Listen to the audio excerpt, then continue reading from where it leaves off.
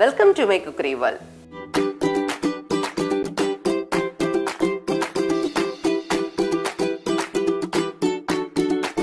ഇന്നത്തെ റെസിപ്പി ഒരു സ്പെഷ്യൽ റെസിപ്പിയാണ്. ഞാനിതിന് പേരിട്ടിട്ടുള്ളത് ലാലേട്ടൻ സ്പെഷ്യൽ ചിക്കൻ കറി എന്നാണ്. അത് നിങ്ങളെല്ലാവരും കണ്ടു കാണും. ലാലേട്ടൻ ഈ കോവിഡ് സമയത്ത് കുറേ റെസിപ്പീസ് ഇങ്ങനെ ഉണ്ടാക്കണം. അപ്പോൾ ഒരു ചിക്കൻ കറി ഉണ്ടായിരുന്നു, സ്പെഷ്യൽ ചിക്കൻ കറിയായിരുന്നു. അതൊന്ന് ഞാൻ ട്രൈ ചെയ്ത് നോക്കിയപ്പം കിടുക്കൻ ചിക്കൻ കറിയായിരുന്നു. അപ്പോൾ അതൊന്ന് ഞാൻ നിങ്ങൾക്കായിട്ട് കാണിക്കാം. അതിന് ആവശ്യമുള്ള സാധനങ്ങൾ എന്തൊക്കെയാണെന്ന് വെച്ചാൽ ചെറിയ ഉള്ളി തന്നെ വേണം, വലിയ ഉള്ളിയല്ല, ചെറിയ ഉള്ളി തന്നെ വേണം. പിന്നെ ഇഞ്ചി, വെളുത്തുള്ളി, കറിവേപ്പില, പച്ചമുളക്. സാധാരണ ഇത് ചിക്കൻ കറിക്ക് നമ്മളെല്ലാം യൂസ് ചെയ്യുന്ന സാധനങ്ങൾ.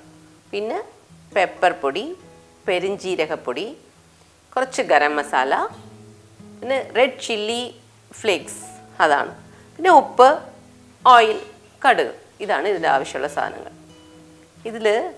ഇതിൻ്റെ സ്പെഷ്യൽ എന്താണെന്ന് വെച്ചാൽ നമ്മൾ ചിക്കൻ കറിക്ക് സാധാരണ അരിഞ്ഞ് വതക്കി അങ്ങനെയൊക്കെയല്ലേ ഉണ്ടാക്കാറുള്ള.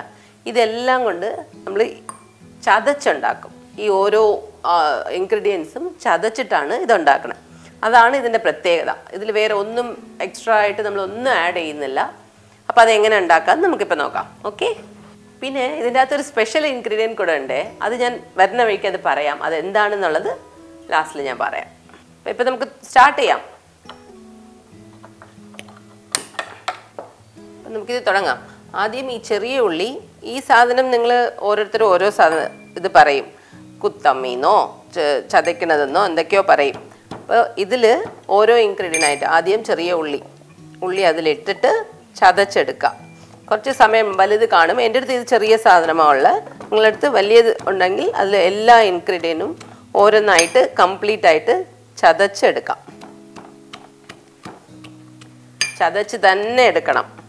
അപ്പോൾ ഇതില്ലെങ്കിൽ നമ്മൾ അമ്മിയിലിട്ട് കൂടെ ഓരോ ഇൻഗ്രീഡിയൻ്റായിട്ട് ചതച്ചെടുക്കാം.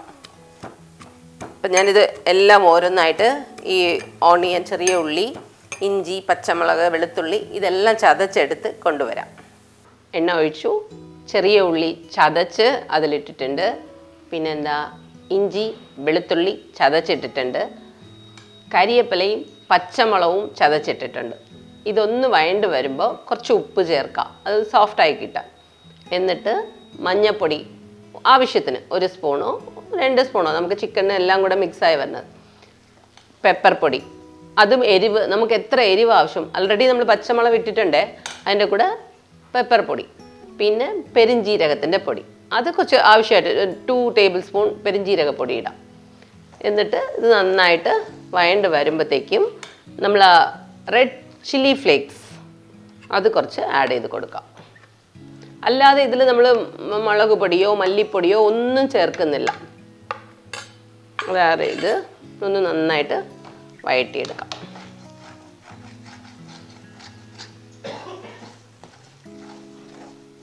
ഇതിൽ വേറെ ഒരു മസാലാസ് അങ്ങനെ ഒന്നുമേ നമ്മൾ ആഡ് ചെയ്യുന്നില്ല.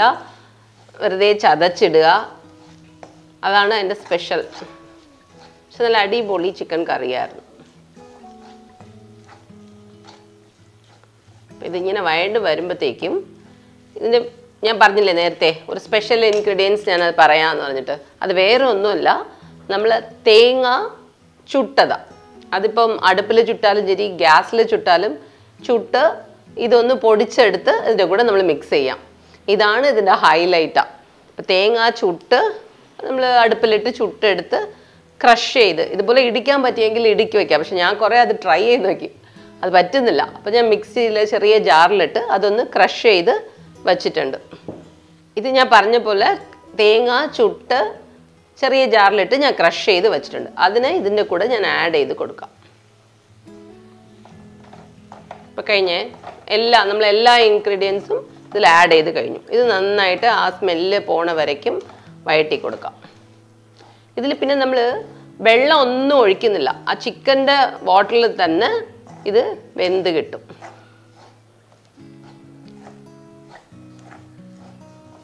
അപ്പം ഇത് വഴണ്ട് വന്നു. ഇനി ഇത് ഞാൻ 3/4 കിലോ ചിക്കൻ എടുത്ത് വെച്ചിട്ടുണ്ട്. ഇതിൽ ഇട്ട് കൊടുക്കാം. ചിക്കൻ്റെ ആ വെള്ളം ഇറങ്ങുമ്പോഴത്തേക്കും അത് വേവും. ഇത് നന്നായിട്ട് മിക്സ് ചെയ്ത് അടച്ച് വയ്ക്കാം. ഇത്രയേ ഉള്ളൂ. വളരെ സിമ്പിളാണ് ഈ റെസിപ്പി, വളരെ സിമ്പിളാണ്. പക്ഷെ നല്ല അടിപൊളി ടേസ്റ്റും ഉണ്ട്.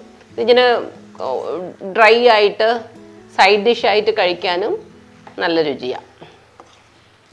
ഇത് നന്നായിട്ട് അതിൻ്റെ ഫ്ലേവർ തന്നെ നല്ല മണം വരുന്നത്. ഈ തേങ്ങ ചുട്ട പൊടിച്ചെടുക്കണത്, പച്ചമുളക്, പെരിഞ്ജീരകം, ഇതിൻ്റെയൊക്കെ മണം അടിപൊളിയാണ്.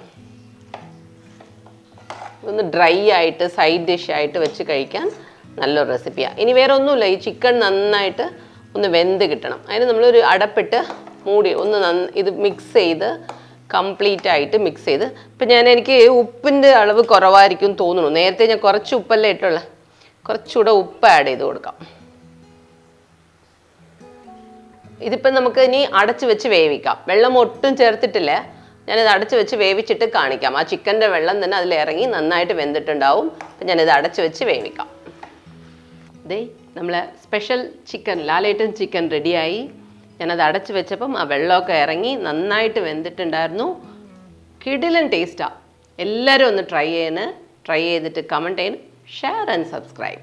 Okay, thank you.